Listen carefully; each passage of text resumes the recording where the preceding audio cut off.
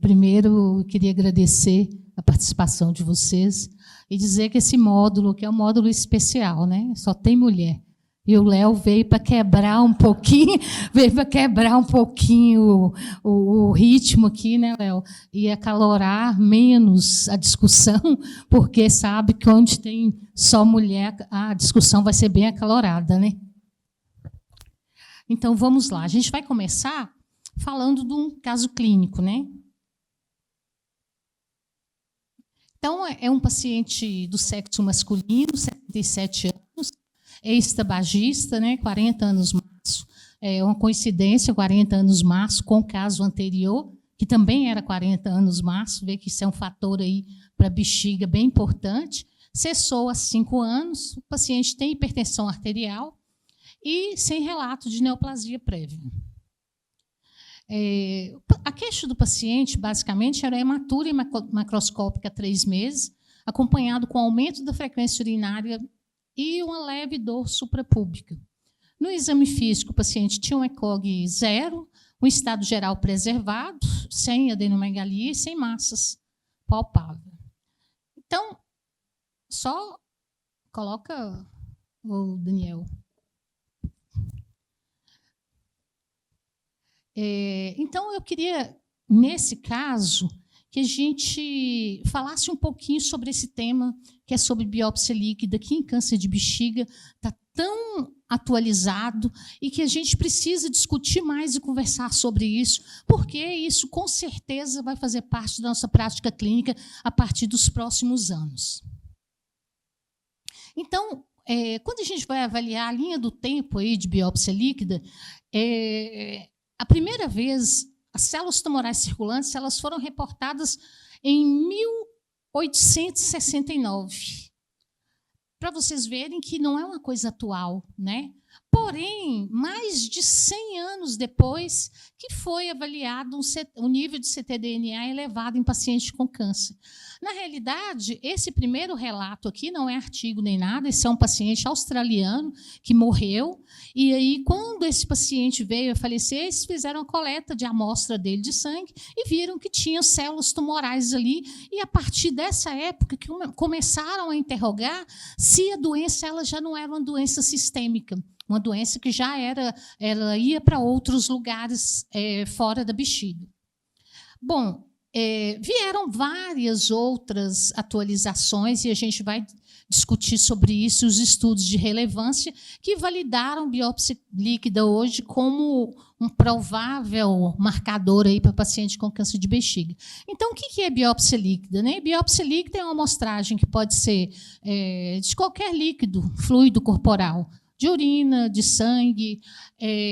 No caso aqui que a gente vai falar, a gente vai discutir muito de urina e sangue, né? Então, que são alterações do tumor primário que, através de, principalmente a apoptose ou necropoptose, esse DNA, esses fragmentos caem na circulação ou caem no fluido e eles são avaliados e são vistos através de exames específicos. Então, quando que a gente deve usar a biópsia líquida? É necessário, primeiro, que a gente necessite de teste molecular. Então, quando eu preciso de uma avaliação molecular, está validada a fazer biópsia líquida. Ou então, quando eu tenho uma quantidade de tecido insuficiente ou indisponível para fazer a análise desses pacientes. E também quando a biópsia do tecido não é possível. Quais são as vantagens aí?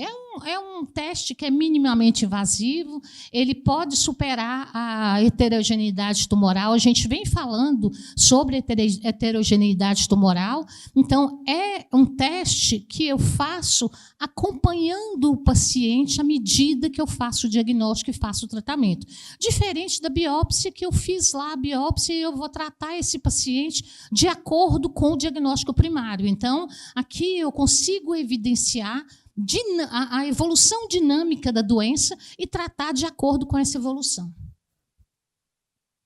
Tem algumas limitações, né? A sensibilidade ela está em torno de 70% a 80%, e a gente tem trabalhado isso muito, a especificidade em torno de 100%, e há muito tempo atrás, o resultado, quando ele vinha negativo, ele não era informativo. O que hoje eu vou mostrar para vocês já não é mais assim. Então, quais são os princípios biológicos que a gente olha e a gente verifica na biópsia líquida? Aqui a gente tem principalmente o DNA livre circulante e o DNA tumoral circulante. Esses são os dois alvos principais no que a gente vai conversar aqui sobre biópsia líquida. Agora a gente tem também o RNA, os exossomos, isso é muito atual, e a gente vai ver que ainda os estudos não comparam ou não agregam vários fatores que são diagnóstico para que isso possa melhorar aí a acurácia da biópsia líquida. E as fontes são sangue periférico, urina e outros fluidos. As técnicas utilizadas são técnicas de avaliação molecular, que é a PCR digital. A PCR digital é principalmente quando eu não conheço um gene relacionado àquela doença, e aí eu estou procurando essa alteração, e depois isso vai se tornar um fator que eu possa acompanhar o paciente através da biópsia. E depois a gente tem também o NGS, tem a análise de metilação, e em bexiga, a análise de metilação está muito em vogue. Então, como é que a gente faz essas aplicações? Essas aplicações de biópsia líquida na detecção da doença, no início precoce, na recorrência do tumor, na eficácia e detecção e eficácia da terapia, e também no prognóstico. E aí, conforme eu comentei, é um produto de necrose, de apoptose ou exossomo que cai na circulação ou cai no fluido. E aí, isso a gente avalia a mutação de DNA, a metilação do DNA e vários outros promotores através dos exames que nós comentamos. E a gente vai focar aqui, só lembrar que a biópsia líquida tem implicação, em todos os sistemas digestivos. A gente tem visto, a ASCO desse ano, houve uma apresentação em plenária de biópsia líquida em pacientes com câncer de mama. Câncer coloretal já está muito avançado e bexiga também está bem avançado. E urotelial. Falando especificamente urotelial, a gente tem no diagnóstico precoce e rastreamento, principalmente a detecção de mutação FGFR3, o gene promotor TERT e o gene TP53. E quase todos os estudos, quando compara com a citologia urinária, é superior à biópsia líquida quando é avaliado a urina em relação à citologia urinária. Também a gente faz, hoje, em oncologia, a gente chama de doença residual mínima, mas isso veio da hematologia, que eles já fazem isso há muito tempo. A gente, no tumor sólido, tem tentado mudar aqui para doença residual molecular, em que a gente identifica a recidiva molecular antes da recorrência clínica. Isso aqui a gente consegue avaliar entre 3 e 6 meses antes do exame. Então, antes dessa recorrência aparecer, no exame de tomografia, nos exames que a gente faz rotineiramente, já aparece aqui na análise molecular.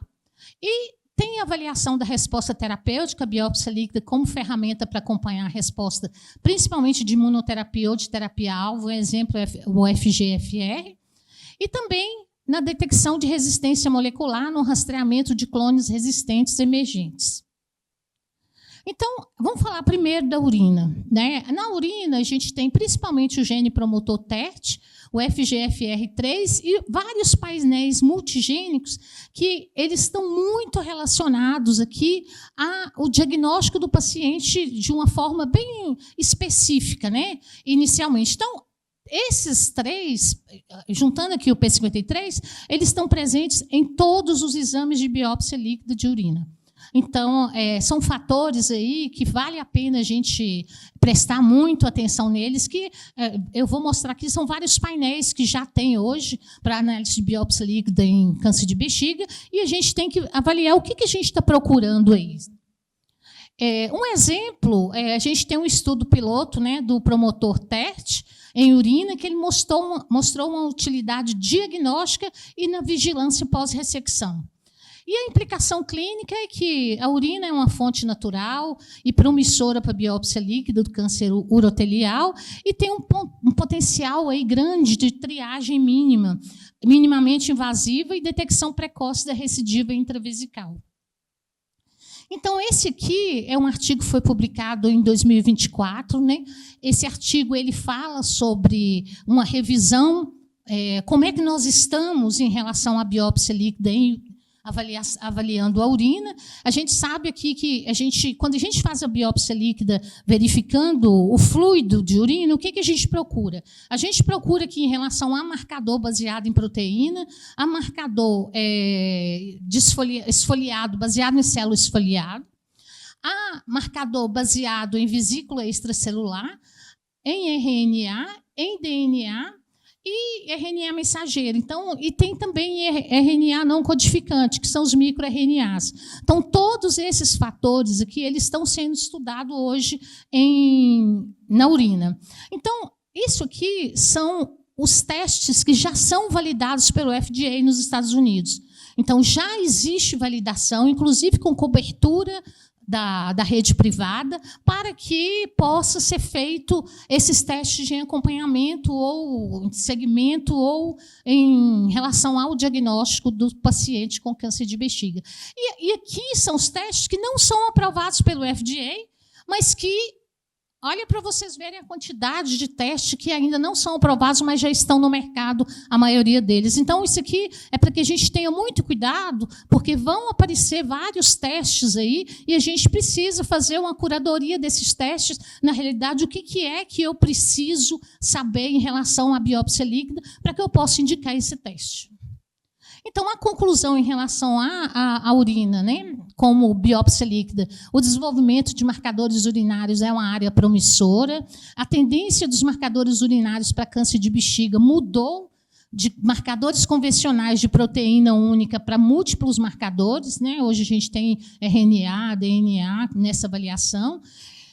E, além disso, há novos alvos aí, que são os microRNAs, que são RNA não codificante, e as vesículas extracelulares, que estão aí colaborando para que a gente possa fazer o diagnóstico de forma mais precisa.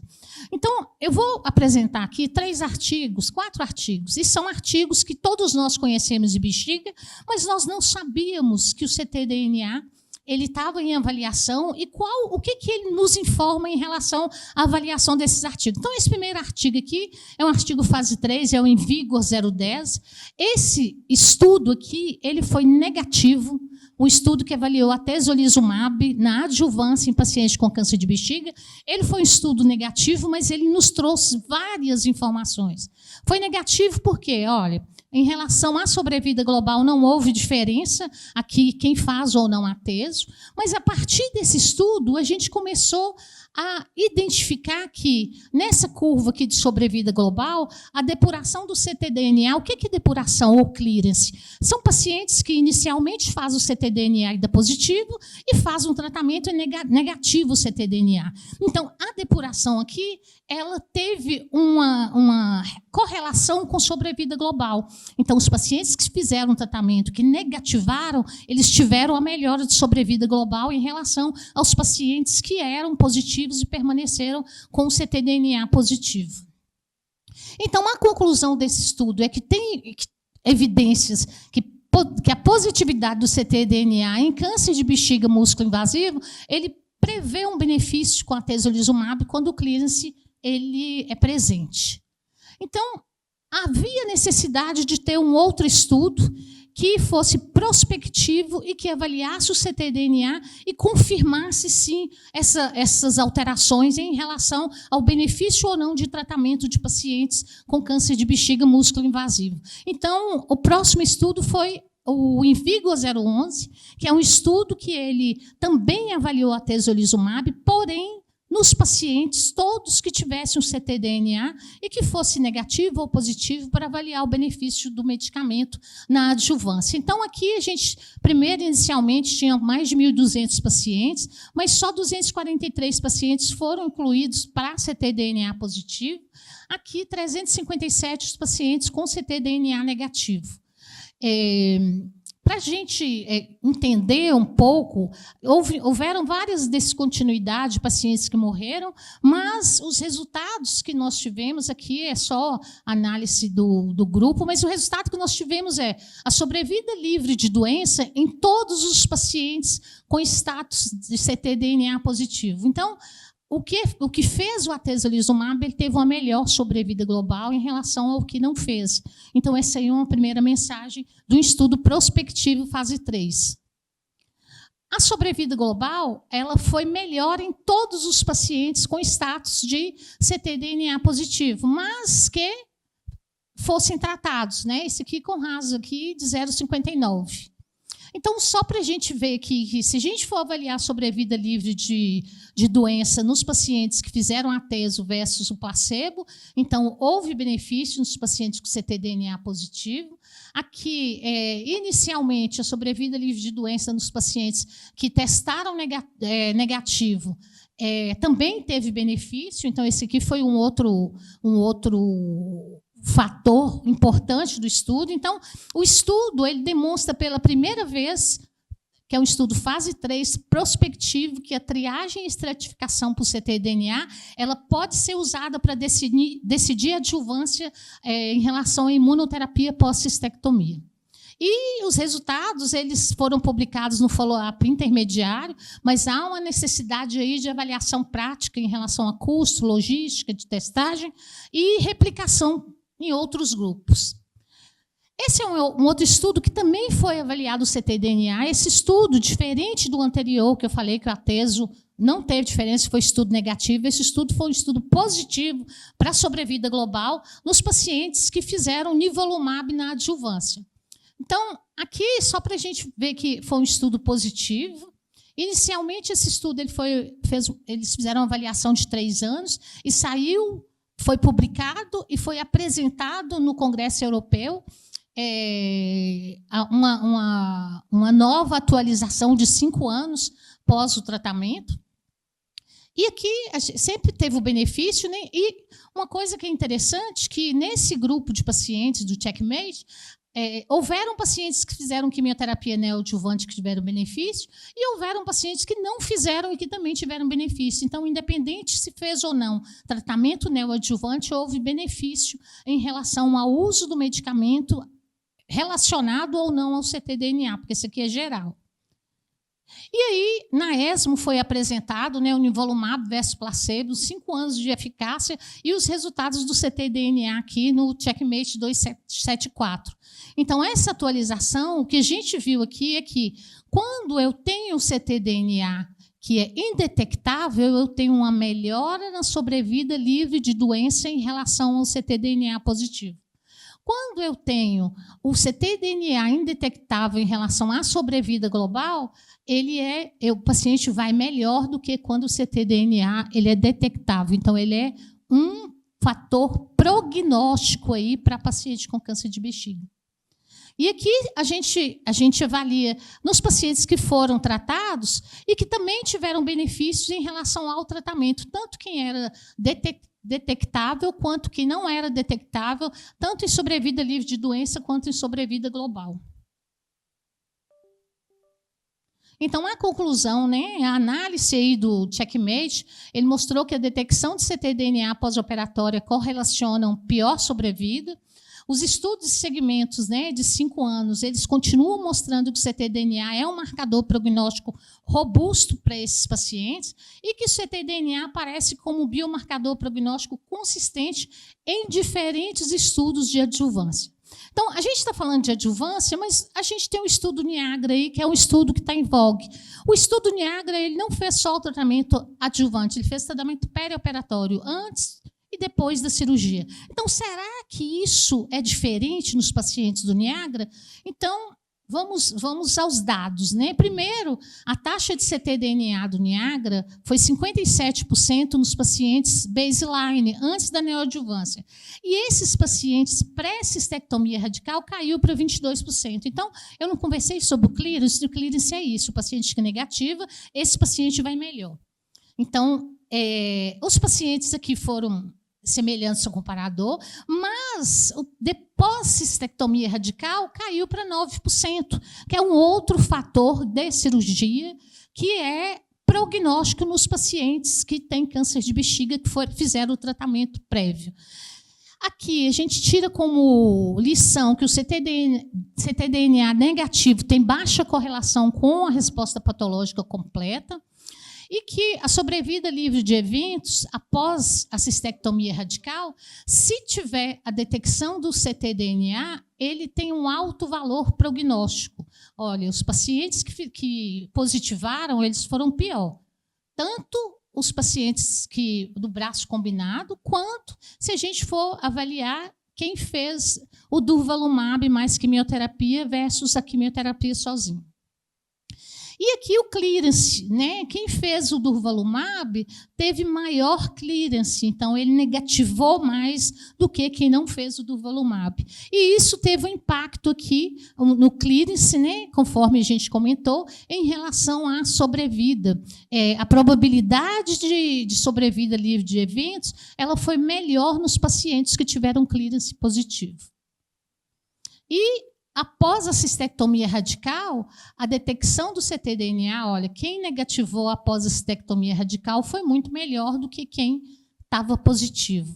No perioperatório, com a combinação de tratamento neoadjuvante, no ctDNA negativo ele teve benefício e teve benefício no ctDNA positivo. Na resposta patológica completa, então, com ou sem PCR, os pacientes tiveram benefício em relação à combinação. Então, a conclusão, né? O status de ctDNA no início do estudo ele tem um alto valor prognóstico, então isso aqui só confirma o que eu falei dos outros estudos. Então, com certeza, a gente está diante aí de uma ferramenta extremamente importante para avaliação prognóstica.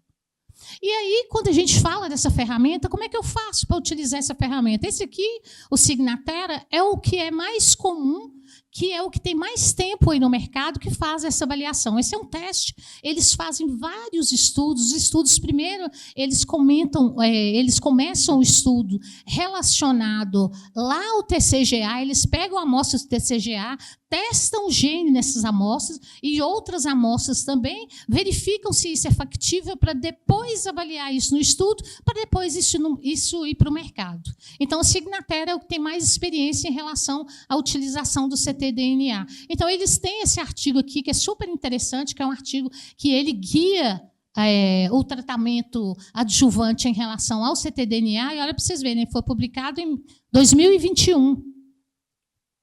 Então, a gente tem uma sensibilidade variável aí, conforme o estadio tumoral, uma padronização e uma validação de técnicas que está ainda em andamento, custo e disponibilidade e uma necessidade de integração de dados clínicos aí com dados de imagem.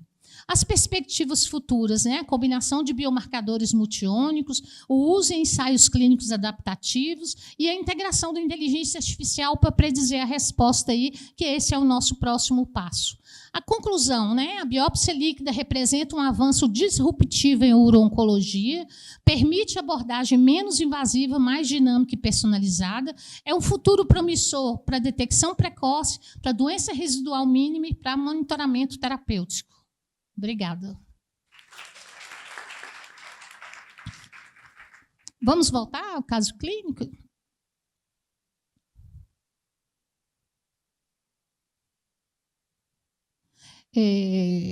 Queria, no intervalo, agradecer que nós temos mais um módulo depois desse, que é o módulo de rim. A gente tem um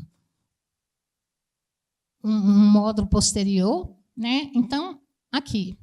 Então, esse paciente, aquele paciente nosso, é um paciente que ele fez os exames complementares, né, uma cistoscopia e uma RT1 mostrando uma lesão vegetante em parede lateral esquerda, medindo 4 centímetros. Essa RT1 ela foi realizada para diagnóstico e para tratamento. O anatopatológico veio um carcinoma urotelial de alto grau, com invasão do músculo detrusor, sem evidência de carcinoma in situ associado. As tomografias vieram só esse espessamento focal da bexiga, com os linfonodos discretamente aumentados, que não foi considerado como linfonodo positivo, com uma creatinina de 0,9, um clearance calculado de 72 ml por minuto e o estadiamento um CT2C N0M0.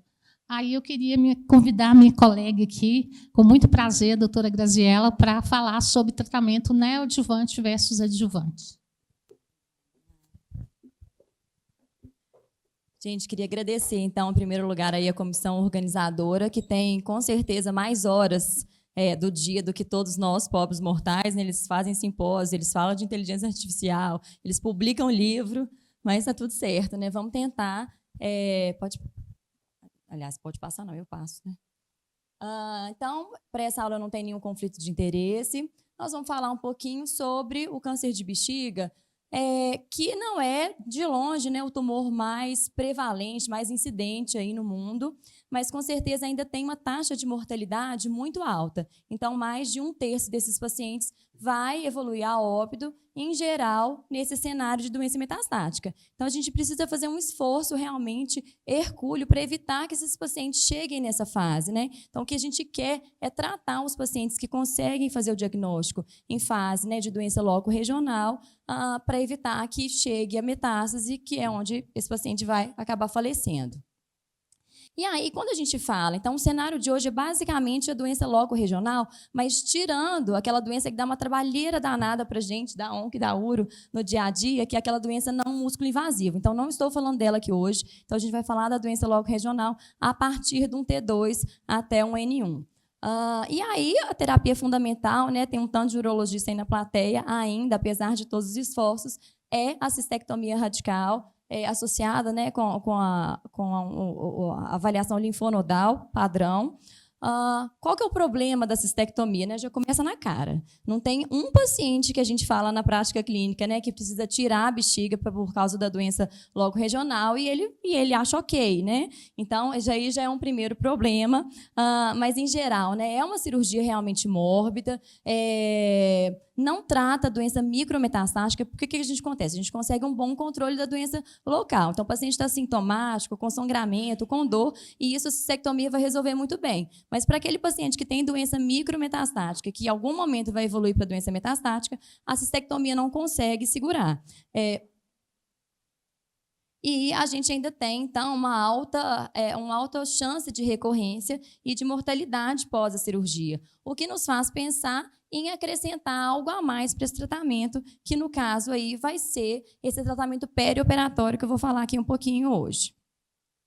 Qual que é? Então, existem duas formas de a gente fazer esse tratamento. Então, a gente tem a neoadjuvância e a adjuvância. Quais que são as vantagens de um e de outro, né? Quando a gente faz o tratamento neoadjuvante, a gente já está fazendo uma testagem em vivo dessa sensibilidade à quimioterapia. Então, a gente vai ver se essa quimio está funcionando, se esse paciente vai ter o downstaging quando ele for para a cirurgia. E faz, obviamente, o tratamento muito precoce da doença que é micrometastática.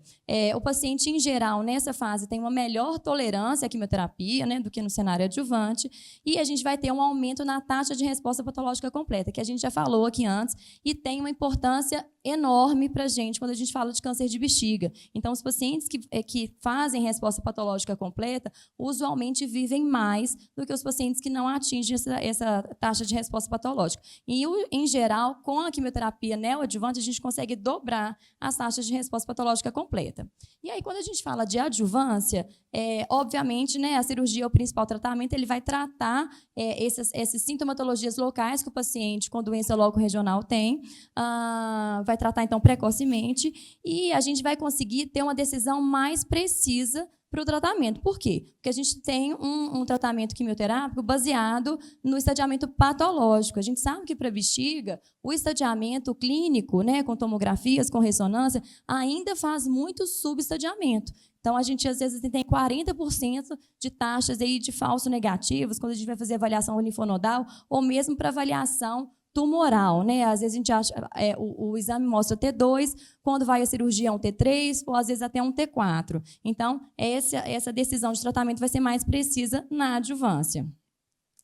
A grande questão que eu mostrei agora há pouco é que a quimioterapia neoadjuvante ela faz mais mais taxa de resposta patológica completa. E aí a gente vê nessas duas curvas de cima, na vermelha e na azul, são os pacientes que fizeram taxa de resposta completa. Aí você fala, gente, mas como é que fez taxa de resposta completa cirúrgica se ele não fez quimioterapia antes, que é a linha vermelha? Porque muitos desses pacientes vão à RTU, então, às vezes, na RTU máxima, você consegue tirar a doença toda do paciente. Então, quando ele vai à Cistec, ele precisa ir à Cistec, mesmo que não tenha, né, a evidência de tumor ali visível, esse paciente também vive melhor, né? É uma outra preocupação quando você fala de tratamento perioperatório, principalmente do tratamento neoadjuvante, é que muita gente ainda acha que isso vai piorar a cirurgia para o paciente. Esse paciente vai pior, então, apesar de toda a evidência robusta que eu vou mostrar, a taxa de pacientes que vão à quimioterapia neoadjuvante é muito baixa, em torno de 10% a 15%, alguns trabalhos mostrando 20%. Mas esse é uma avaliação, né, de um grande banco de dados europeu, aí mais de 3.000 pacientes, quase 4.000 pacientes avaliados, desses aí uns 10% tinham ido à quimioterapia neoadjuvante, mostrando que os pacientes que fazem só a cirurgia, ou que fazem a cirurgia e a quimioterapia neoadjuvante, não existe diferença, né, para quase todos os cenários que a gente olha para complicação cardíaca, vascular, geniturinária, respiratória, né, o P não tem significância estatística quando a gente faz a comparação dos dois braços. Então, fazer quimioterapia neoadjuvante não é pior do que fazer essa cirurgia de cara para esses pacientes. E aí a gente tem vários estudos aí nesse campo da quimioterapia perioperatória, lembrando que esse paciente que vai à quimioterapia neo precisa necessariamente fazer quimioterapia baseado em cisplatina, que é o que a gente tem um ganho de sobrevida global, né, um ganho absoluto em torno de 5%, que parece ruim para a plateia, mas para nós da oncologia é um resultado significativo. Então, a gente tem vários estudos, a gente tem meta-análise também, né, fazendo essa avaliação dos estudos baseados em cisplatina nesse cenário neoadjuvante. E aí a gente tem um estudo principal, porque existem duas combinações principais nesse cenário, que é a combinação de cisplatina com gemcitabina e o MVAC. E aí esse estudo foi um estudo prospectivo, que avaliou aí quase 500 pacientes com carcinoma urotelial e fez a comparação direta. O que é melhor? Eu vou fazer o GC na prática clínica, 4 ciclos, ou eu vou fazer 6 ciclos de MVAC, que é o esquema outro esquema convencional.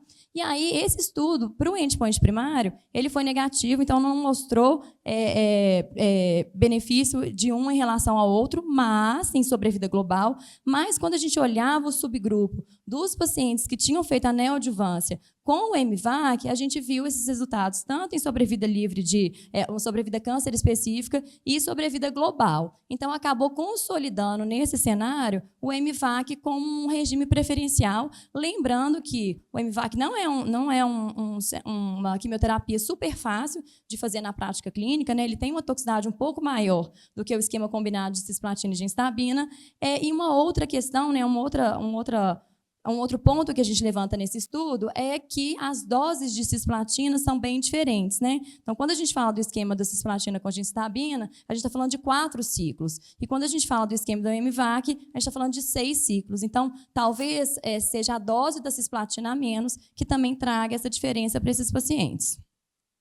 Mas como a oncologia, a gente não tem 1 minuto de sossego, a gente não pode nem viajar, porque quando a gente volta, a gente já tem mudanças aí nas práticas clínicas. A gente teve uma atualização na ESMO do ano passado, mostrando uma mudança de prática clínica realmente nesse cenário perioperatório. Então, o que eles acrescentaram? Ao esquema de quimioterapia padrão, né, que a gente fazia à base de cisplatina, a gente trouxe a imunoterapia com durvalumab. Então, é um estudo que chama Niagara. A Nara já deu uma brechinha para a gente aí antes. Um estudo de fase 3, randomizado, que avaliou mais de 1.000 pacientes que eram sensíveis, que eram elegíveis à cisplatina e doença músculo-invasiva. E aqui lembrando que a gente tem um porém, que usualmente o que a gente considera como critério para usar a cisplatina é um clearance de creatinina acima de 60, né? Então aqui, porque entre 30 e 60, usualmente a gente usa a carboplatina. Mas aqui ainda era permitido que esses pacientes usassem a cisplatina mesmo com clearance acima de 40,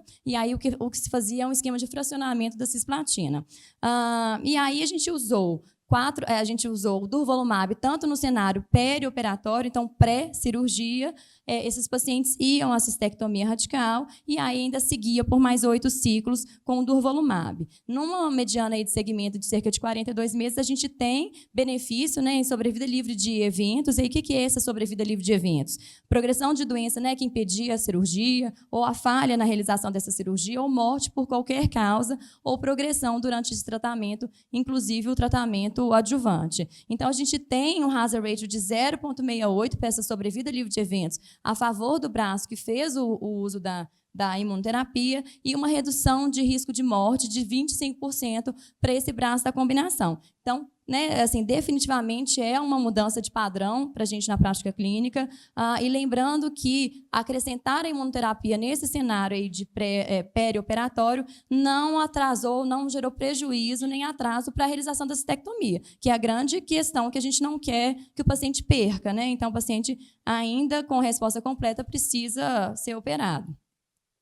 E aí, mais uma atualização, né? Porque ainda é pouco, e isso é uma atualização que ainda a gente não tem na prática clínica. Então, esse é da ESMO de agora, soltaram um press release, na verdade, fazendo uma avaliação do pembro com o EV, que é o enfortumab vedotin, no cenário perioperatório para pacientes inelegíveis à platina, que é um cenário ainda mais angustiante para a gente, né? Porque a gente sabe que o paciente precisa usar a cisplatina. Quando não usa a cisplatina, usualmente esse paciente é encaminhado direto para a cirurgia. Então, esse estudo fez uma avaliação, na verdade, de 3 braços, né? Um estudo de fase 3, randomizado, multicêntrico, e aí avalia o braço controle, que era apenas cirurgia e observação, um segundo braço que fazia pembrolizumab neoadjuvante, cirurgia e seguia com pembrolizumab por mais 14 ciclos, e um terceiro braço que, além do pembro, acrescentava o enfortumab vedotin na neoadjuvância, cirurgia, mais 6 ciclos dessa combinação e ainda seguia por mais 8 com pembro.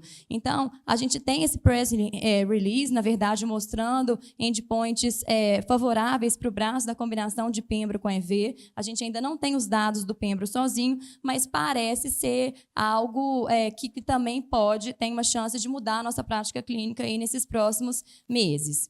E aí, quando a gente passa agora para o cenário da quimioterapia adjuvante, a gente tem menos pacientes ainda nesse cenário, então os estudos são menores, tem uma qualidade, uma evidência científica também menos robusta.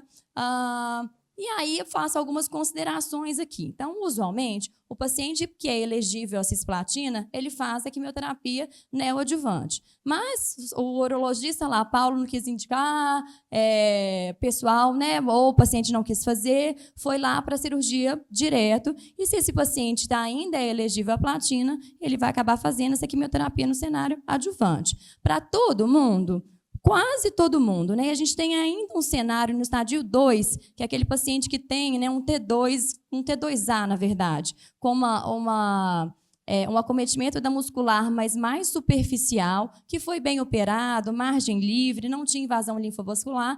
Esse paciente também, se não tem linfonodo positivo, ele pode ficar em acompanhamento clínico. E também aquele T2B, então, que já tem a infiltração maior da camada muscular, mas também foi bem operado e que é inelegível à cisplatina, né? Então, se ele não tem condições de fazer a cisplatina, ele também vai ficar em observação nesse período pós-cirúrgico. Então, para todos os outros, a gente indica a quimioterapia baseada em cisplatina, como a gente fez na neoadjuvância, e a imuno, né? Então, porque a gente fica tentando sempre acrescentar algo a mais, a gente já falou da imuno no pré, mas a gente também tem imuno nesse cenário adjuvante. A Nara já me ajudou bastante nas considerações. Então, a gente tem pelo menos 3 estudos no cenário adjuvante com imunoterapia. O InVigor 010, o Checkmate 274 e o Embassador, que são estudos. O InVigor pega o atezolizumab, o Checkmate o nivolumab e o Embassador o pembrolizumab. Na prática clínica, a gente só tem aprovação regulatória para o nivolumab.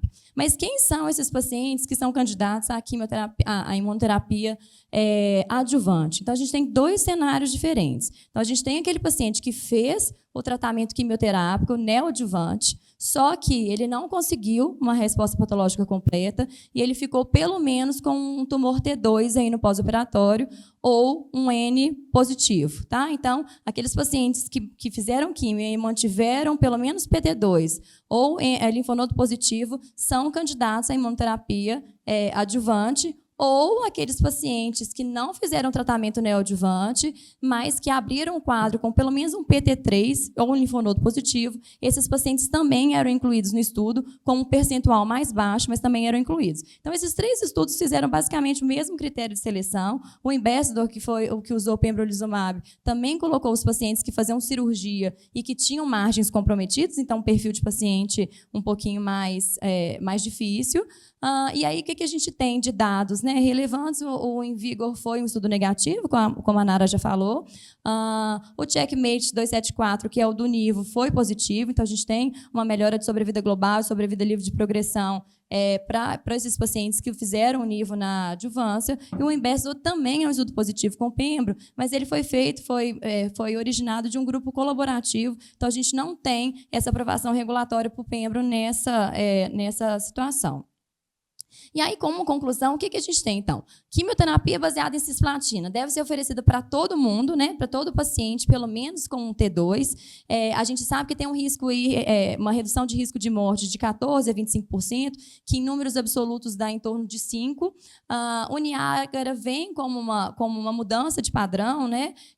Do tratamento perioperatório, então deve ser considerado o padrão ouro para esses pacientes que são elegíveis à cisplatina. Lembrar de novo, né, que a taxa de resposta patológica completa é associada a melhor prognóstico. Lembrar que a quimioterapia neoadjuvante dobra essa chance de resposta completa. Então, né, pessoal que recebe os pacientes aí com câncer de bexiga, lembrar de encaminhar sempre para uma avaliação da oncologia, porque faz muita diferença para esses pacientes ao longo do tempo, né? E lembrar que também essa quimioterapia, apesar da gente achar, né, que vai piorar o resultado cirúrgico, isso não se confirma nos dados científicos. A quimioterapia adjuvante baseada em cisplatina é indicada, pelo menos para o paciente a partir do PT3, 4, o PT3 e o PT4, alguns pacientes do PT2 de alto risco, e para os pacientes lá que tiveram linfonodo positivo e que não receberam a quimioterapia adjuvante, né? E tem que lembrar que precisa ser elegível a cisplatina. E o nível adjuvante também entra para esses pacientes que foram inelegíveis a cisplatina, né? Já entraram com um quadro mais avançado, e para doença residual, então, para quem fez quimioterapia neo, mas ainda manteve um PT2 ou manteve um linfonodo positivo, a gente precisa considerar esse tratamento, porque, inclusive, a gente tem melhora de sobrevida global. E é isso.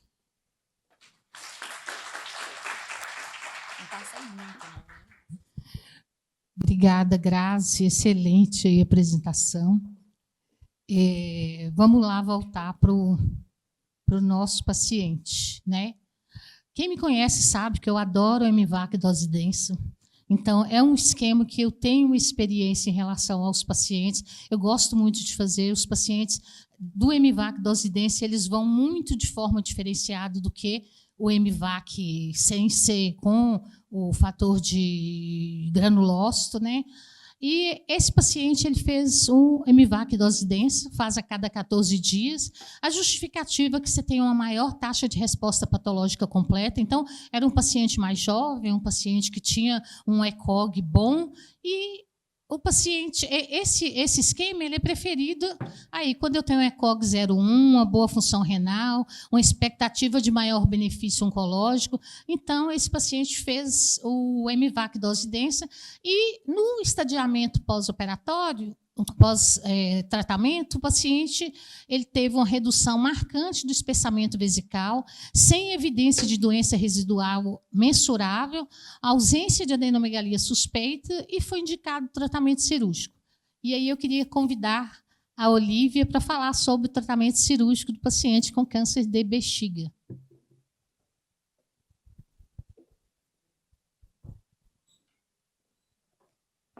Bom dia a todos. Eu queria primeiramente agradecer à comissão pelo convite. Estou muito feliz de estar aqui.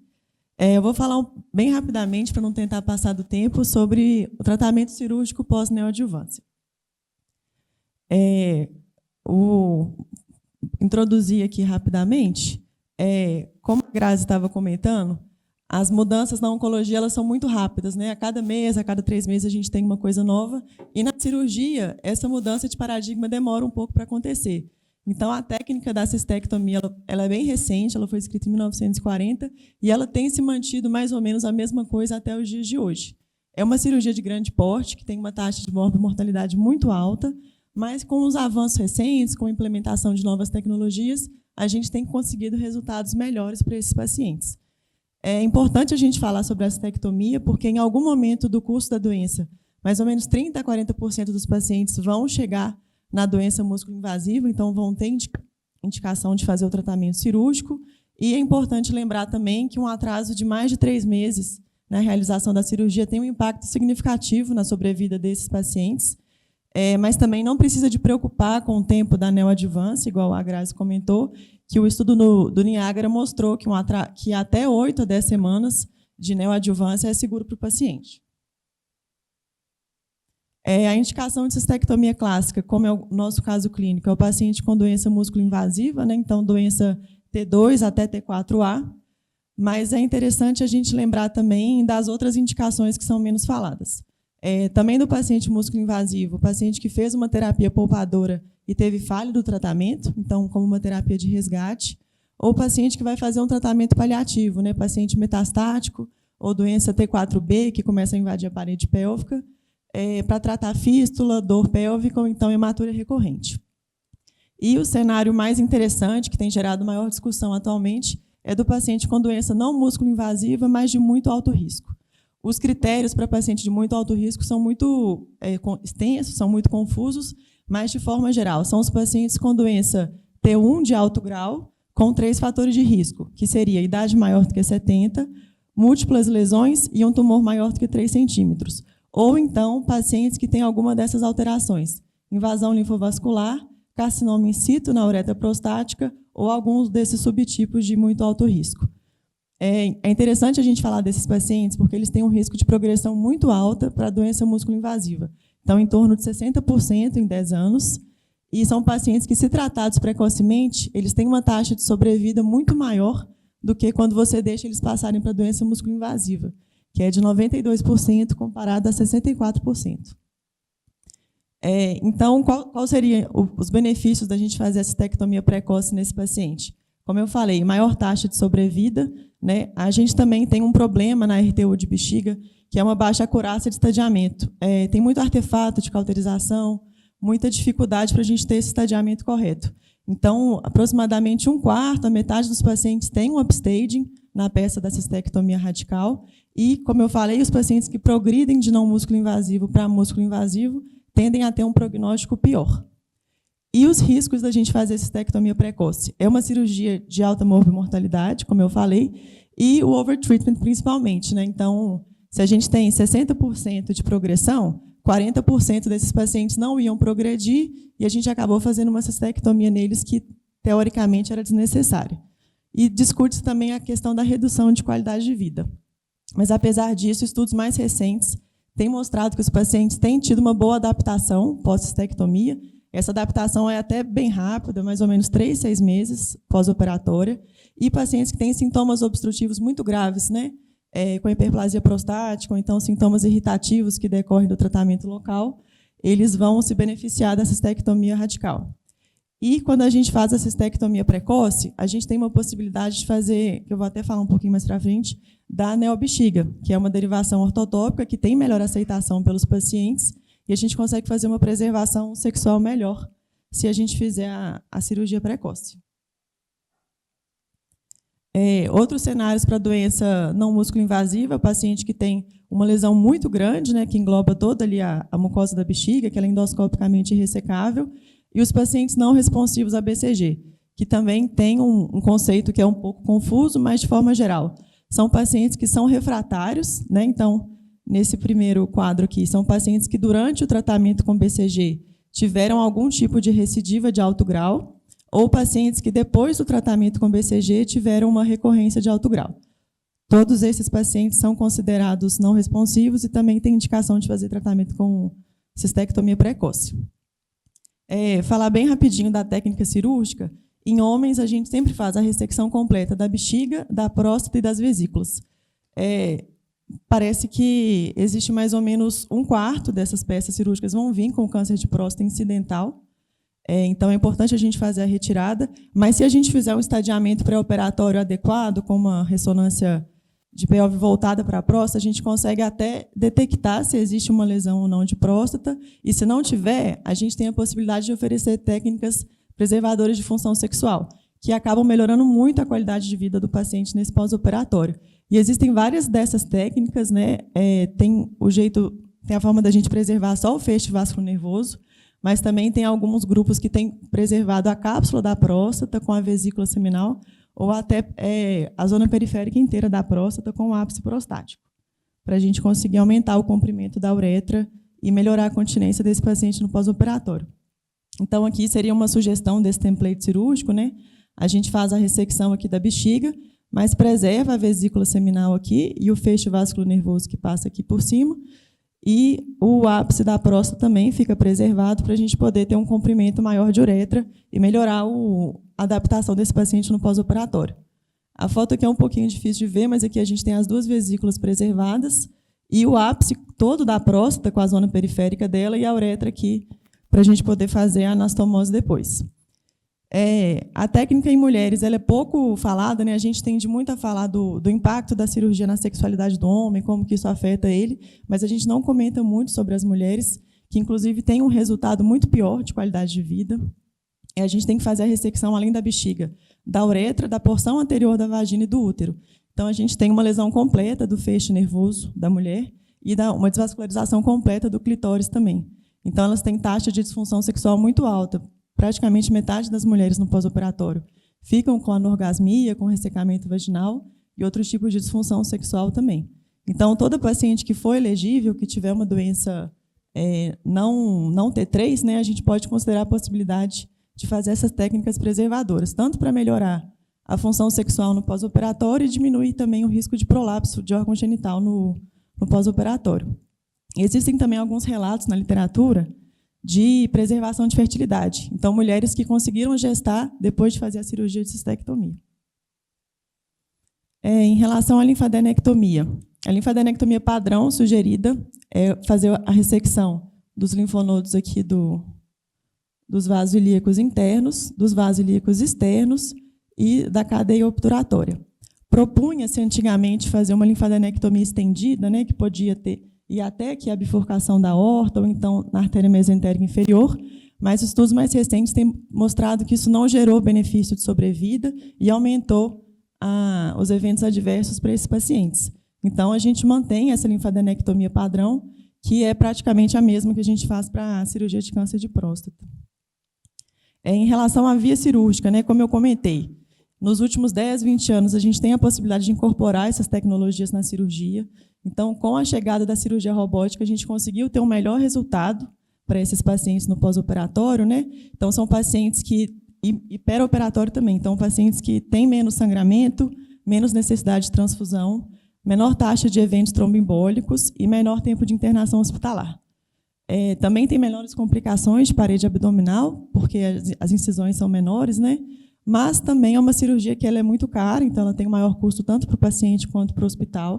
Ela exige um maior tempo cirúrgico, em torno de 1 hora, 1h30 a mais do que a cirurgia aberta, e tem uma curva de aprendizado também maior.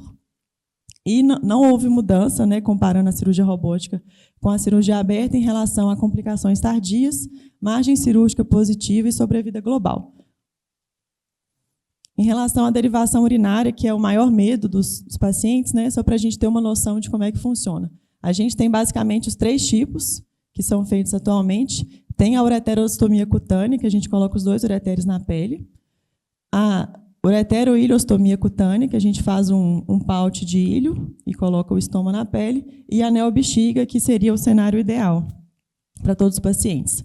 Então, a ureterostomia, ela é boa porque ela tem menores taxas de complicação a curto prazo, né? Ela é uma cirurgia muito rápida, tecnicamente muito fácil. Então, para pacientes mais frágeis ou para cirurgias que foram tecnicamente difíceis, é uma técnica interessante que a gente deveria fazer mais, até para melhorar o pós-operatório dos nossos pacientes mais frágeis, mas a longo prazo ela está associada a uma pior qualidade de vida. Ela tem uma taxa de complicação mais alta, taxas de infecção e de perda de função renal. O Bricker, né, que é a ureteroileostomia cutânea, é a derivação que a gente mais faz. Ela tem uma adaptação muito fácil pelos pacientes. É uma técnica cirúrgica menos complexa do que a neobexiga, então ela é mais fácil de ser executada e tem menos complicações a longo prazo. Então, quando o paciente consegue passar daquela fase inicial da internação, né, que é a fase que tem mais complicações precoces, que ela é bem alta, mais ou menos 50% dos pacientes têm, principalmente infecção, fístula urinária ou estenose, ele consegue ter uma qualidade de vida relativamente boa. Mas se o paciente tiver algum tipo de doença inflamatória ou já tiver feito radioterapia no abdômen, ela é contraindicada. A neobexiga, ela é uma cirurgia mais anatômica, né, então o paciente consegue manter essa imagem corporal, ele tem menos problemas com a cistectomia. Seria o ideal da gente fazer em todos os pacientes, mas é uma derivação urinária que ela tem uma lista de exigências muito grande. Então, raramente a gente consegue ter o paciente perfeito para poder fazer a neobexiga. Então, o paciente que tem doença na uretra prostática ou no colo não pode fazer, com insuficiência renal. Pacientes mais frágeis que têm coordenação motora ruim ou algum transtorno psiquiátrico não podem, porque existe a necessidade de talvez fazer cateterismo. Pacientes com estenose da uretra ou incontinência de esforço, principalmente nas mulheres mais velhas, e para doença localmente invasiva. Também tem que ser conversado bem com o paciente no pré-operatório que a neobexiga ela não é uma bexiga normal, né? Não é uma bexiga anatômica. Então, o paciente tem que aceitar a possibilidade de talvez conviver com um certo grau de incontinência urinária ou de talvez até ter que fazer cateterismo também. Eu coloquei aqui o CABEM Project, que é um programa que foi incorporado na faculdade do ABC pelo grupo do Corks, que é um urologista, e é um trabalho que mostra o impacto da centralização do cuidado nos pacientes com câncer de bexiga. Então, parece que a centralização do cuidado tem um impacto muito maior no resultado e na sobrevida desses pacientes do que a própria via de acesso. Então, o mais importante para esses pacientes seria esse centro especializado de alto volume. Através de um time multidisciplinar, né, então, como foi falado aqui, radioterapeuta, oncologista, urologista, nutrólogo, e protocolos estruturados muito certinhos, eles conseguiram reduzir a mortalidade dos pacientes com doença músculo-invasiva de 37% para 5%. É muito significativo, e redução de complicações graves pós-operatórias também, de 63% para 12%. E o objetivo desse estudo foi mostrar que a gente tem que escolher o paciente certo para fazer o tratamento certo. Nos Estados Unidos, menos de 20% dos pacientes com doença músculo-invasiva eles fazem um tratamento cirúrgico com cistectomia radical. E aí fica a dúvida, assim, a gente que está tratando de mais, eles que estão tratando de menos, a gente tem que achar um equilíbrio aí. A gente sabe que a cistectomia é o tratamento ideal, mas ela vem com um custo muito alto, né? Então, a gente tem uma taxa de mortalidade muito alta. Então, para pacientes que são muito frágeis, pacientes idosos, é até difícil a gente falar isso como urologista, mas a gente tem que balancear muito o risco-benefício de fazer uma cirurgia de grande porte nesses pacientes. Então, como eu falei, o mais importante é fazer a seleção desse paciente, né? Esse trabalho propôs, então, um score que vai usar o ECOG, o ASA, o índice de Charleston, idade e o risco nutricional e presença ou não de metástase, para colocar o paciente em 3 grupos. Então, o paciente que tem a pontuação menor, ele está apto a fazer uma derivação intestinal. O paciente com score intermediário, a gente vai considerar uma ureterostomia cutânea. E pacientes que são de alto risco, a gente vai evitar a cistectomia e tentar tratamentos paliativos, terapia poupadora de bexiga, outras formas de tratamento, que não a cistectomia radical. Em relação ao follow-up desses pacientes, a sugestão é de fazer, nos primeiros 3 anos, uma tomografia de controle, depois seguida de tomografia anual, para a gente ver ou recorrência local na pelve, ou recorrência no trato urotelial alto, o segmento com cistoscopia e citologia, para ver recorrência na uretra. Pacientes com derivação urinária, é sempre importante a gente manter o controle de pH, bicarbonato e vitamina B12, por questões desabsortivas, e no futuro, aí, como a Nara falou, o papel da biópsia líquida, no acompanhamento desses pacientes, na mensuração de resposta terapêutica.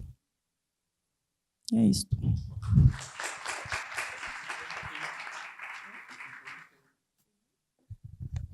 Obrigada, Olívia. Excelente. Então, eu só vou colocar o desfecho desse paciente, rapidamente, só para a gente ir para a discussão. Esse paciente, ele operou, né, teve uma resposta patológica completa, mais negativa, 18 linfonodos negativos. Mas, 18 meses após a cirurgia, o paciente começou a ter um sintoma de dor pélvica leve, hidronefrose à esquerda, e a imagem mostrava, e o PET mostrava a massa pélvica perivesical à esquerda, 2,5 centímetros, infiltrando o tecido adiposo pélvico sem metástase à distância. O diagnóstico foi feito de recidiva locorregional pós-cistectomia.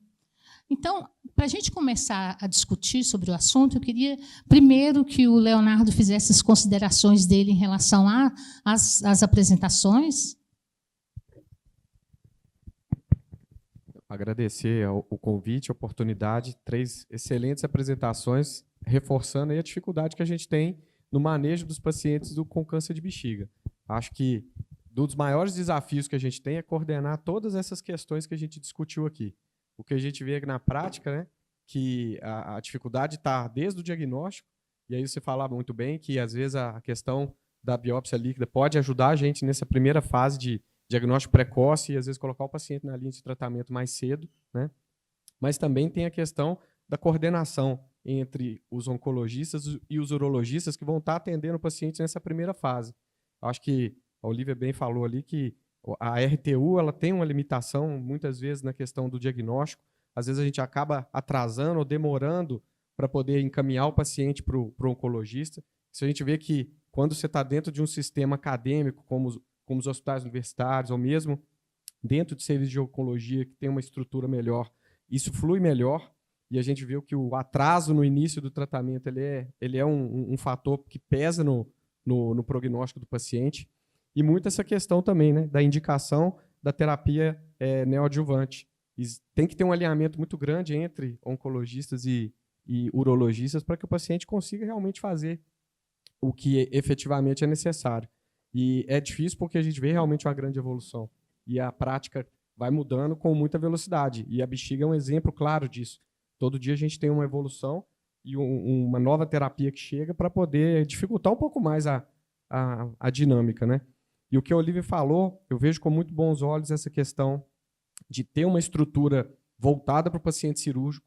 A cistectomia, todos os urologistas, temos colegas aqui extremamente experientes na técnica cirúrgica, eles sabem o desafio que é levar um paciente desse, conduzir um paciente desse para o ambiente cirúrgico. E eu acho que se você tiver uma seleção adequada, como o CABEM ali propõe, e esses centros de referência, eu acho que isso aí vai elevar realmente o nível do cuidado. Então, eu acho que o grande desafio é a gente conseguir realmente integrar todas essas dificuldades, né, para colocar realmente o paciente numa linha de cuidado direcionada. A gente vê que, às vezes, o paciente está no consultório do urologista, às vezes ele se perde nessa logística. Às vezes ele vai para o oncologista, mas às vezes também não tem a devolutiva. Eu sinto que a dificuldade que a gente tem tremenda, não é o tema da discussão, porque nós estamos falando de doença músculo-invasiva, mas esses pacientes que estão na fase pré-músculo-invasiva, que a gente tem que conduzir BCG, fazer cistoscopia de controle, fazer acompanhamento da manutenção do BCG, eu tenho dúvidas se esses pacientes realmente fazem o que deveria ser feito e eles são acompanhados da forma como deveria. Então, acho que a gente tem que ter um olhar para a linha de cuidado como um todo, e é um desafio que a gente coloca para todos, né? Não tenho resposta, gostaria de tê-la para trazer aqui para vocês e apresentar, é assim que a gente vai resolver o problema. Mas é uma coisa que a gente tem que trazer em discussão, e o momento de discutir isso em fóruns como esse, né? Com pessoas de alto nível que a gente tem aqui hoje. Eu queria comentar também, Léo, o paciente que faz o tratamento neoadjuvante e não quer operar. A gente vê isso na prática clínica, esse paciente que ele tem uma melhora de sintomas excelente e ele acha que não há necessidade. Como é que você lida com isso para conversar com o paciente, a importância do procedimento cirúrgico? Eu acho que o combinado começa antes mesmo da perspectiva de ter um bom resultado. Você já tem que colocar para o paciente que a cirurgia ela é parte do tratamento. Não tem dúvida que mesmo você falando isso, reforçando, né, todo mundo está ali, o pessoal sabe como é que é difícil essa conversa, mas eu acho que o combinado ele tem que acontecer antes. Se o combinado está bem feito desde o início, que independente da resposta, o paciente vai para a cirurgia, e você reforçar que a resposta clínica, vamos dizer assim, ela é um bom prognóstico, a chance dele estar curado com a cirurgia aumenta, eu acho que é aí que vem o convencimento. Mas muitas vezes quem tem que segurar esse pepino aí vai ser a Estela, porque vai acabar que o pessoal vai procurar ela para poder falar de radioterapia. Aí eu queria ver sua visão nesse cenário. Queria agradecer o convite por estar aqui, comissão organizadora, e dá para vocês perceberem o tanto que a radioterapia ela é meio deixada de lado na bexiga, porque depois dessa discussão toda agora que vem o assunto. Eu já recebi vários pacientes para ouvir segunda opinião para a próstata e eu nunca recebi nenhum paciente para ouvir uma segunda opinião quanto ao tratamento de neoplasia de bexiga. E aí eu sinto muita falta, porque na hora que isso acontece é que o paciente chega para a gente. E muitas vezes eles não foram esclarecidos da possibilidade de um tratamento com preservação de órgão. Então, eu acho que assim, hoje a gente já caminhou bastante. Eu participo de inúmeras reuniões de tumor board semanais, e se tem um lugar onde a gente não está ouvindo a opinião ou dando ao paciente a oportunidade de ouvir a opinião para um tratamento conservador ou da entrada da radioterapia, no câncer de bexiga. Né? Então, assim, olha que eu atendo muito paciente urológico. Eu nunca recebi nenhum paciente para pelo menos ouvir a opinião. E aí, na hora que ele faz o tratamento neoadjuvante, tem a resposta completa, ele chega para a gente. E aí eu falo, olha, eu não tenho nenhuma evidência. Né? Aí, assim, eu já recebi senhorzinho, fala, eu não vou operar de jeito nenhum. Aí eu falo, nossa senhora, e assim, eu sei que só o tratamento quimioterápico, esse paciente não está curado. Eu vou fazer a radioterapia. A Grazi vai fazer químio concomitante comigo, nós vamos, tipo assim, ignorar a neoadjuvância dele e fazer o protocolo de preservação de bexiga. Eu não tenho essa resposta. E a gente está entrando na hora errada. Esse paciente, essa discussão deveria ter acontecido lá atrás. E eu não sei qual que é o grau de informação. Eu sei que hoje a cistectomia é considerado o tratamento padrão, mas nós não temos nenhum estudo fase 3 robusto para comparar resultado. E o que a gente tem de comparação mostra que os resultados são muito semelhantes em sobrevida livre de progressão e em sobrevida global, com melhoria de qualidade de vida. Então, no final, respondendo assim bem prático, a gente pede a opinião da oncologia junto, né? Normalmente esse paciente vem do oncologista, vem do urologista, para decidir se ele tem capacidade ou não ainda assim de fazer um pouco de quimioterapia concomitante. A gente acaba fazendo a radioterapia num cenário horroroso que eu não sei os resultados. Até pegando um gancho aí, talvez o que a gente tem de visão que a gente vem trazendo às vezes de muito tempo, né? Que o paciente da radioterapia é aquele paciente que é o péssimo candidato para a cirurgia. Mas aí, assim, qual seria o cenário onde você fala que assim, o ideal? É o mesmo candidato da Cistec, tem que ter exposto para ele aí a possibilidade de fazer a preservação? Ou a gente deveria falar assim, esse paciente ele tem algum daqueles critérios ali que não vai fazer a derivação, ou ele está nutricionalmente um pouco mais prejudicado e às vezes ele não é um melhor candidato para a cirurgia? Talvez tentar chegar no meio termo aí. O que você imagina? Eu acho que é isso mesmo. Assim, você vai tentar prever aquele paciente que é um candidato não tão ideal à cirurgia, e eu acho que é falar para o paciente que hoje existe essa possibilidade. Assim, acho que isso é dentro dessa discussão. E discutir em tumor board também, assim, é o paciente que tem que estar. E aí tem que estar a equipe multidisciplinar junto, porque não é só a química, a rádio, não. Tem que ver se o paciente tem entendimento para todo esse cuidado pós-operatório pró-Cistec, né, que a Olivia apresentou muito bem. Tem que ter o pessoal da nutrição para falar com a gente como é que está o estado nutricional, porque às vezes é no detalhe ali que você vai, às vezes, colocar o paciente para um lado ou para o outro. E na adjuvância, aí é que a radioterapia pior ainda para entrar, porque não é. Ou então a gente vai entrar assim, na recidiva. Eu acho que tem que ter essa conversa com o paciente, principalmente para a gente não colocar a radioterapia no cenário da terra de meu Deus, né? Ninguém sabe o que vai fazer. Mas eu fico também mais pesarosa, isso a gente acaba puxando a sardinha para o lado da oncologia, porque a gente tem os estudos de Cistec antiga e nessa época de preservação a gente não tinha nenhuma terapia nova que a gente conversa hoje, né? De imunoterapia na era pré, na neoadjuvância, na adjuvância. Então, talvez, sim, esse paciente que faz a quimioneo, que vai à cirurgia, que vai e faz uma adjuvância, talvez ganhe em resultados oncológicos ao paciente que faz a preservação. Mas a verdade é que a gente não tem essa resposta mesmo, e a cirurgia é muito mórbida, né? Então, eu acho que não só por mortalidade, mas também por redução de qualidade de vida, esse paciente precisa ser muito informado. E o Léo falou muito bem, eu acho que a conversa sobre a Cistec é no início. Então, fez um diagnóstico, você sabe que esse paciente precisa operar, você já tem que avisar, porque senão o paciente faz uma resposta maravilhosa e ele acha que é surpresa para a gente também. Fala, né, teve resposta muito boa, mas o médico está falando que precisa operar, mas né, assim, mas foi tão bom. Então, não, ele já tem que saber que a gente sabe que existe uma chance grande de resposta completa e que ainda assim esse paciente iria à cirurgia, né, para não deixar as cartas confusas na mesa. Nara, agora só queria colocar um outro cenário, que a Olivia falou também da questão da gente tentar, por outro lado, antecipar a cistectomia, né? Tentando buscar aquele resultado num paciente que às vezes ainda não é músculo invasivo, mas que a gente sabe que vai ser daqui, na virada da curva ali. Para tentar, às vezes, oferecer tratamentos num paciente mais fit, para tentar reduzir morbidade, melhorar questões funcionais, né? Aí eu fico pensando o seguinte, o que me dá um alento é que agora a gente tem um pouco mais de idade de adjuvância, porque a gente provavelmente não vai fazer neoadjuvância nesse paciente, porque ele não é músculo invasivo, ele vai direto para a cirurgia, né? Então, aí como é que vocês veem esse cenário aí agora, desse que vai para a cistectomia sem ser músculo invasivo? Como é que vocês manejam esse paciente aí?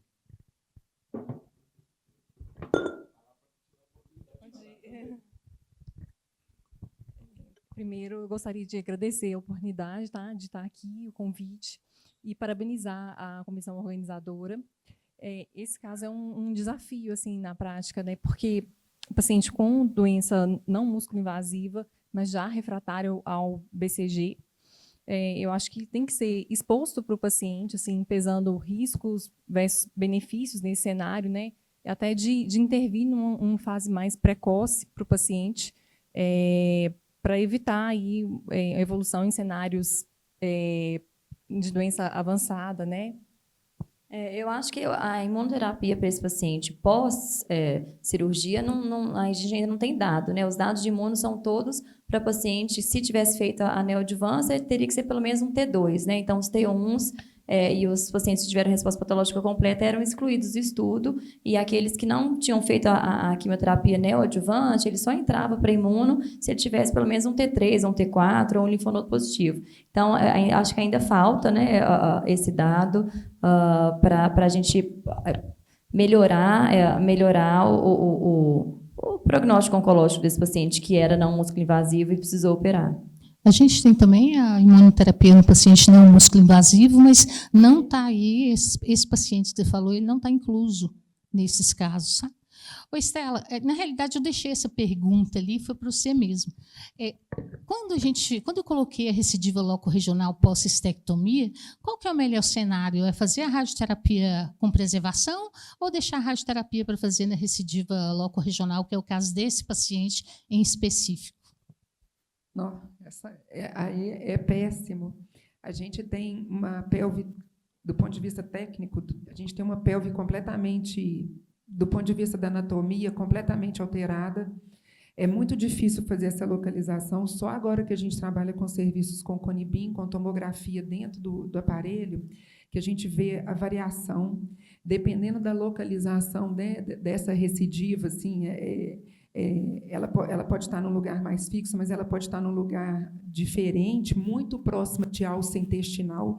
Então, o nosso maior desafio aí, né, nesse cenário de uma radioterapia pós-cirurgia é você conseguir fazer uma dose adequada na lesão sem ter uma toxicidade muito alta e uma dose muito alta nas alças intestinais. Então, assim, é o pior cenário, eu acho, da gente receber esse paciente nesse momento. E, Ana, não sei se eu te respondi, se era essa a sua pergunta. Ana, e o tratamento sistêmico, ele entra aí nesse caso? Como é que você vê aí o paciente que não fez imunoterapia? Porque a gente está falando do cenário de neoadjuvância ou de adjuvância com imunoterapia, que não é o caso desse paciente. Qual que é a proposta de tratamento sistêmico para esse paciente? Nara, então, assim, para a gente definir o tratamento em primeira linha metastática, né, para o carcinoma urotelial, a gente tem que levar em consideração vários fatores aí das características do paciente, né? Se é um paciente, em relação à função orgânica, se tem uma função renal preservada, para ver se ele é elegível ou não à platina. Se é um paciente, quais são as comorbidades, se é um paciente com diabetes descompensada, ou que tem alguma alteração cutânea difusa mesmo, que pode torná-lo um paciente não elegível a fazer o EV, ou um paciente que seja imunossuprimido em altas doses, que pode torná-lo inelegível à imunoterapia. Então, a gente tem que levar em consideração assim, características, idade, as características, as comorbidades, para a gente definir. Nesse caso em específico, né, um paciente que não fez imunoterapia no cenário neoadjuvante, a gente tem 3 estudos aí, possíveis para a gente escolher o nosso tratamento, que é o EV302, né, com o enfortumab vedotina mais o pembro, com um ganho importante de sobrevida global, uma redução do ganho, um ganho de sobrevida global aí muito significativo, com taxa de resposta duradoura e uma taxa de resposta completa ali de quase 30%. Uma outra opção é o Checkmate 901 aí para os pacientes que são elegíveis à platina, né, à cisplatina, para fazer o nivolumab junto com a cis e o Genzar. E uma terceira opção é o Javelin Bladder, né, da terapia de manutenção com avelumab. O NCCN, para esse caso, ele fala como uma terapia de escolha mesmo, o EV e pembro, mas a gente tem que levar em consideração aí as particularidades. E no estudo, né, do EV302, teve um ganho muito importante aí de sobrevida global. Os pacientes alcançaram aí uma sobrevida global mediana de 33 meses, que a gente não viu em nenhum desses outros estudos.